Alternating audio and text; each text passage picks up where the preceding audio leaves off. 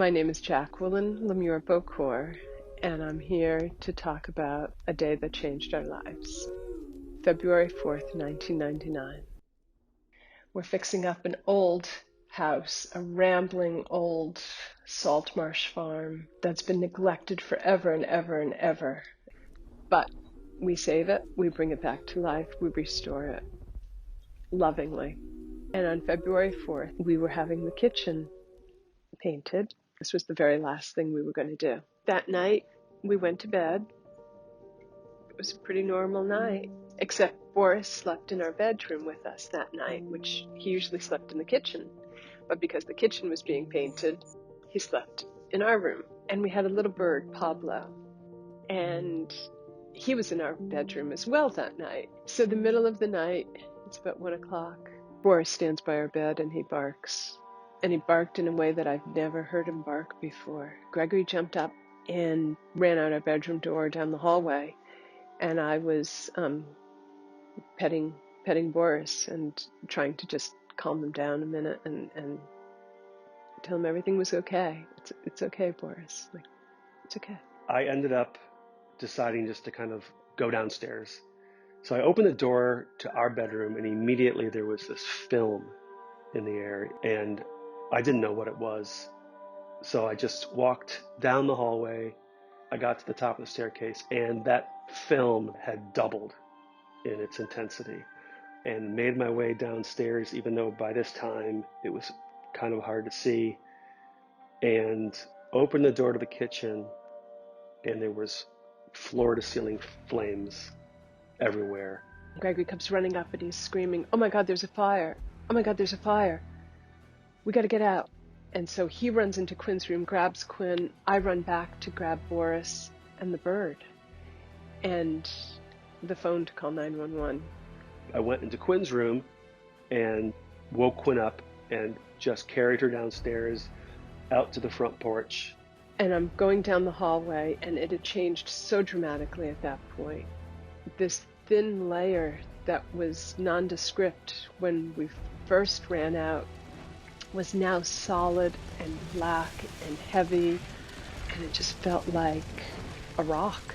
And you cannot breathe and you cannot see. All of the curtains were on fire, and candlesticks and paintings were being lifted into the air. It was extraordinary. As I was walking up the front steps, Jacqueline was on the outside of the front door holding a bird cage, but she did not have Boris with her. We ran off the porch, and the porch caught on fire. Shortly after, the windows exploded. Boris wasn't with us. The firemen came, and I ran to every fireman. "My dog, please. My dog is there. You have to save my dog." The whole house was engulfed. The whole house was engulfed. We stood there and watched our bed catch on fire, fall through the living room floor. The house burns to the ground. But the fire inspector brought a cherry picker to the land and pulled it up. The fireman came down, and he said, "I found your dog." And we were like, in the corner, the tiniest little corner, curled up and frozen, was Boris. And the reason why he was frozen was because of the hoses. And he had the worst look on his face, like he was growling. And I remember I knelt down and I cried so hard that my tears were melting the ice on the back of him, and I could see his fur.